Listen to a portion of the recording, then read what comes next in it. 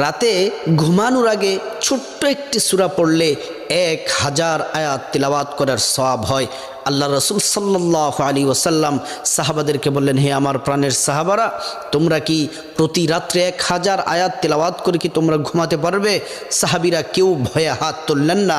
সিদ্দিক আকবর, আবু বকর সিদ্দিক, হজরত ওমর, হজরত ওসমান আলী কেউ হাত তুললেন না। আল্লাহ রসুল সাল্লাল্লাহু আলাইহি ওয়াসাল্লাম বললেন, তোমরা কি কোরআনের সেই ছোট্ট সূরাটি তাকাসুর কি তোমরা কি পাঠ করতে পারো? আবু বকর সিদ্দিক হাত তুললেন, ওসমান আলী, তালহা, সাদ বিন আবি ওয়াক্কাস প্রত্যেকটা সাহাবী হাত তুললেন। আল্লাহ রাসূল বললেন, ঘুমানোর আগে তোমরা যদি সূরাতুত তাকাসুর, আলহাকুমুত তাকাসুর হাত্তা যুরতুমুল মাকাবির, এই সূরাটি পড়ে যদি তোমরা যদি ঘুমাও, তাহলে তোমরা 1000 আয়াত তেলাওয়াত করলে যে সওয়াব হবে, এই ছোট্ট সূরাটি পড়ে ঘুমালে তোমরা তত বেশি সওয়াব পাবে। আল্লাহ